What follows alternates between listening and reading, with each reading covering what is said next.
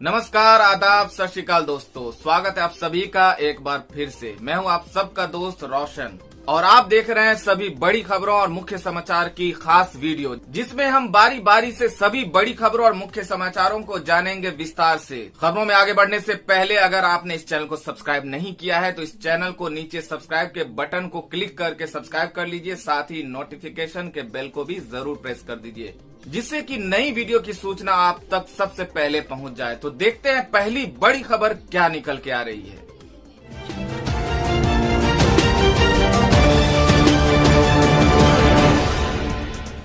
दोस्तों, पहली बड़ी खबर निकल के आ रही है। तेलंगाना में लॉकडाउन 29 मई तक बढ़ाया गया। मुख्यमंत्री केसीआर ने की घोषणा। बता दें कि तेलंगाना में कोरोना वायरस के बढ़ते मामलों को देखते हुए प्रदेश सरकार ने राज्य में लॉकडाउन को बढ़ाकर 29 मई तक कर दिया है। तेलंगाना के मुख्यमंत्री के चंद्रशेखर राव ने मीडिया को जानकारी देते हुए बताया कि राज्य में कोरोना वायरस के संक्रमित मरीजों को देखते हुए ये फैसला लिया गया है। बता दें कि पिछले सप्ताह से तेलंगाना में कोरोना वायरस के मामलों में तेजी देखी गई है। राज्य में अब तक 1000 से अधिक कोरोना संक्रमित मामले सामने आ चुके हैं। इसके अलावा मुख्यमंत्री ने चंद्रशेखर राव ने तेलंगाना निवासियों से कहा कि जनता को शाम 6 बजे तक आवश्यक वस्तुओं की खरीद पूरी कर लेनी चाहिए और उन्हें अपने आवासों तक पहुंच जाना चाहिए। तो अगली बड़ी खबर निकल के आ रही है। लॉकडाउन के बीच जमकर बिकी शराब। यूपी में 300 करोड़ तो राजस्थान में 2 घंटे में 59 करोड़ की बिक्री। बता दें कि लॉकडाउन 3 के पहले दिन शराब बिक्री पर पाबंदी हटी तो कारोबार भी गजब का हुआ। यूपी में एक दिन में 300 करोड़ की शराब बेची गई तो राजस्थान में सिर्फ 2 घंटे में 59 करोड़ की बिक्री हो गई। छत्तीसगढ़ में भी कल 35 करोड़ रुपए की शराब बिकी। शराब की दुकानों पर आज भी सुबह से लंबी लाइन लगी है। बता दें कि सोमवार को लॉकडाउन में रियायत के साथ शराब की दुकान खुलते ही लोगों की लंबी कतार दिखी। दिल्ली में हंगामे और बवाल के बाद कई जगह शराब की दुकानें बंद कर दी गयी। दिल्ली सरकार ने शराब को न केवल 70% तक महंगा कर दिया, बल्कि खुद मुख्यमंत्री अरविंद केजरीवाल लोगों के रवैये से नाराज दिखे। आपको बता दें कि कोरोना काल में आखिर लोगों की सेहत की चिंता के बीच सरकार ने शराब की दुकानें खोलने का फैसला क्यों किया। बता दें कि शराब की एक बोतल की कीमत में एक हिस्सा एक्साइज टैक्स का होता है। ये पूरा एक्साइज टैक्स राज्य सरकार के खजाने में जाता है। 2017 में शराब बिक्री का राजस्व 1.99 लाख करोड़ था। 2018 में 2.17 लाख करोड़। वहीं लॉकडाउन के 40 दिनों की बात करें तो सरकार को 28,000 करोड़ के राजस्व का नुकसान हो चुका है।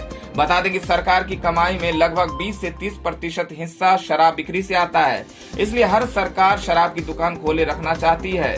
तो अगली बड़ी खबर निकल के आ रही है। सऊदी अरब ने एक फैसले से 26 लाख भारतीयों की नौकरी को संकट में डाल दिया। बता दें कि सऊदी अरब ने कोरोना संकट के नाम पर एक ही झटके में वहां काम कर रहे तकरीबन 26 लाख भारतीयों की रोजी रोटी का संकट खड़ा कर दिया है। दरअसल वहां के मंत्रिमंडल ने कोरोना संकट के नाम पर निजी कंपनियों को 40% सैलरी कटौती की इजाजत दे दी है। इतना ही नहीं, उसने निजी कंपनियों को कर्मचारियों का कॉन्ट्रैक्ट तोड़ने का भी अधिकार दे दिया है। अभी इस फैसले को सऊदी सरकार की ओर से पुष्टि होना बाकी है और जैसे इस पर मुहर लगती है, निजी कंपनियों को एक बड़ा मौका मिल जाएगा। असल में कोरोना वायरस के चलते इस वक्त सऊदी अरब भी बहुत ज्यादा आर्थिक दबाव में चल रहा है। उसका तेल बिक नहीं पा रहा है और उसका अंतर्राष्ट्रीय मुद्रा भंडार तेजी से खाली होता जा रहा है। अरब के एक नामी अखबार अशराल अल अवसात ने जो खबर दी है, उससे लाखों भारतीय परिवारों को बहुत बड़ा झटका लग सकता है। इसके मुताबिक सऊदी अरब की कैबिनेट ने प्राइवेट सेक्टर की कंपनियों को सैलरी में 40% तक कटौती की अनुमति दे दी है।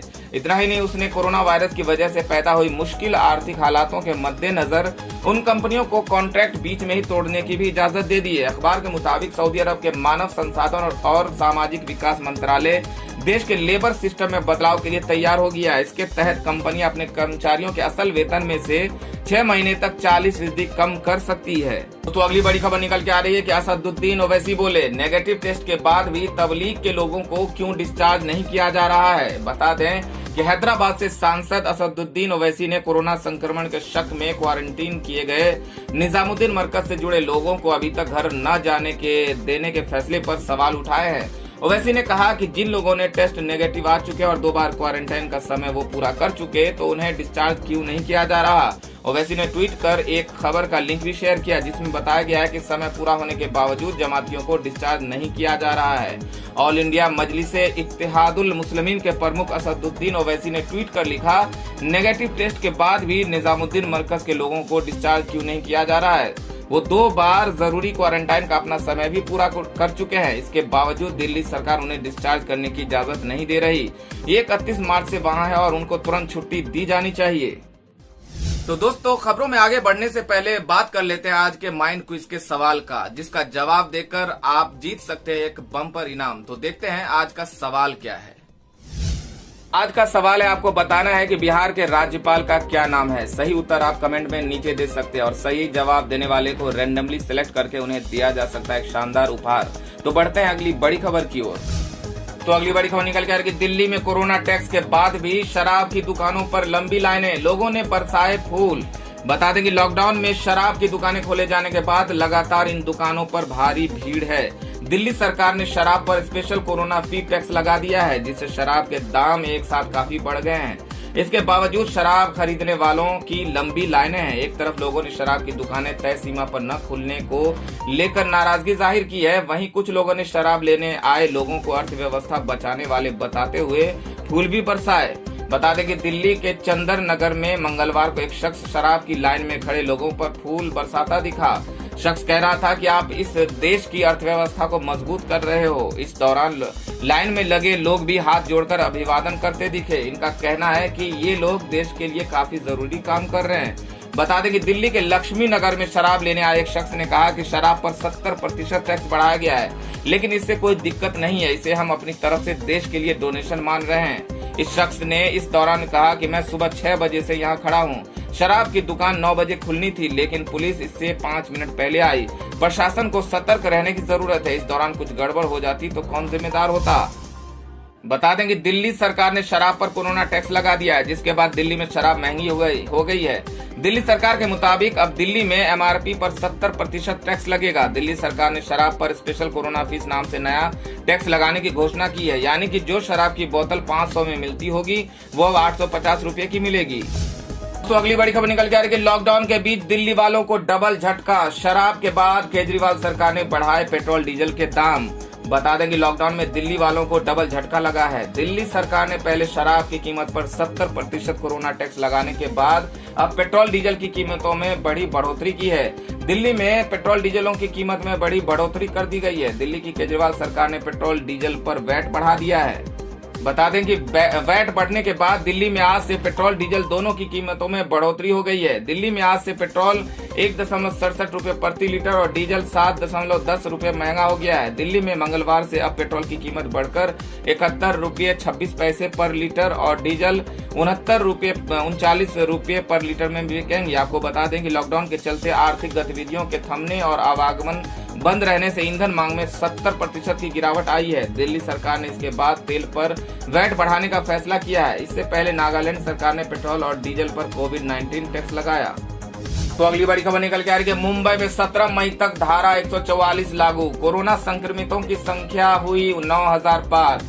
बता दें कि महाराष्ट्र के मुंबई शहर में कोरोना वायरस का खतरा अभी भी बना हुआ है, जिसके चलते यहाँ 17 मई तक CRPC की धारा 144 लागू रहेगी। मुंबई पुलिस के अनुसार शहर में सभी गैर जरूरी सेवाओं के लिए एक या एक से अधिक व्यक्तियों की आवाजाही रात 8 से सुबह 7 बजे के बीच प्रतिबंधित रहेगी।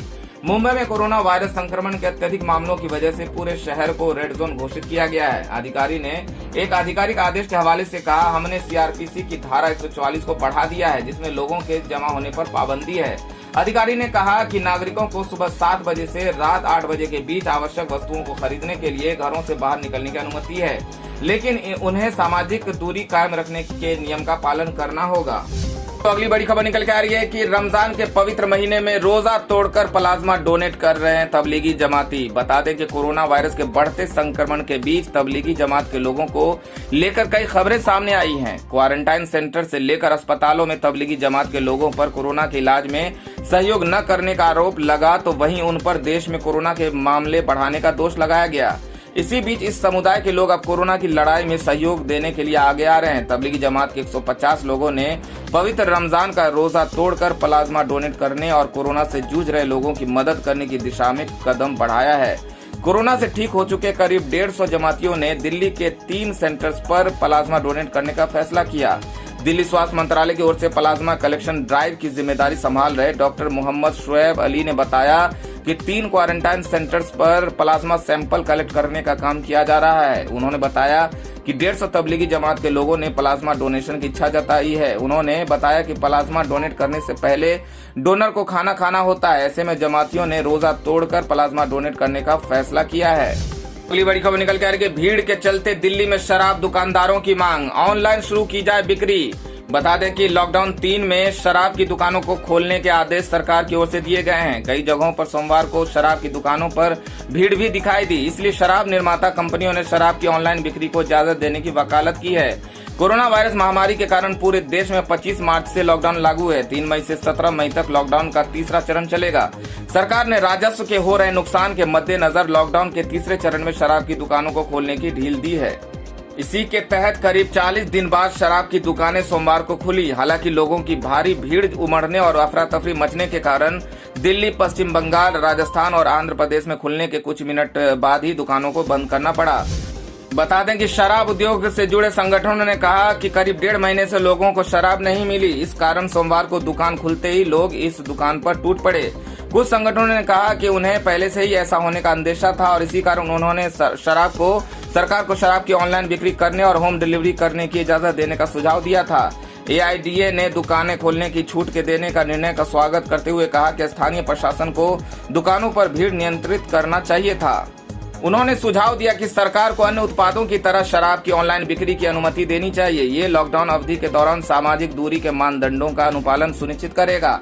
अगर ऑनलाइन बिक्री जैसे चैनलों को अनुमति दी जाती है तो इससे दुकान पर भीड़ कम हो जाता है और बहुत से लोगों को दुकान पर जाने की जरूरत नहीं होगी। तो अगली बड़ी खबर में बात कर लेते हैं आज के मौसम समाचार की। तो बता दें कि अगले 3 दिनों तक इन 10 राज्यों में हो सकती है भारी बारिश। स्काईमेट ने जारी किया अलर्ट। बता दें कि कोरोना संकट के बीच देश के कई राज्यों में गर्मी और बारिश के बीच आंख मिचौली चल रही है। कहीं लोग गर्मी से परेशान हैं तो कहीं पर बारिश ने लोगों का जीना मुहाल कर रखा है। स्काईमेट वेदर के मुताबिक पश्चिमी विक्षोभ उत्तरी पाकिस्तान और इससे सटे जम्मू कश्मीर के पास पहुंच गया है। इसके प्रभाव से विकसित हुआ चक्रवाती हवाओं का क्षेत्र मध्य पाकिस्तान और इससे सटे पश्चिमी राजस्थान पर है। इसी कारण राजस्थान के कई हिस्सों में धूल भरी आंधी देखने को मिल रही है। तो वहीं स्काईमेट ने कहा कि उत्तर प्रदेश और बिहार में 4 से 6 मई के बीच भारी बारिश होने की संभावना है। दोस्तों इस वीडियो में इतना ही। वीडियो को अगर आपने लाइक नहीं किया है तो लाइक कर दीजिए, वीडियो को अपने दोस्तों में शेयर भी कर दीजिए और अगर आप ताजा तरीन और मुख्य समाचार की वीडियो अपडेट्स जानना चाहते हैं तो इस चैनल को सब्सक्राइब कर लीजिए। वीडियो देखने के लिए बहुत बहुत धन्यवाद।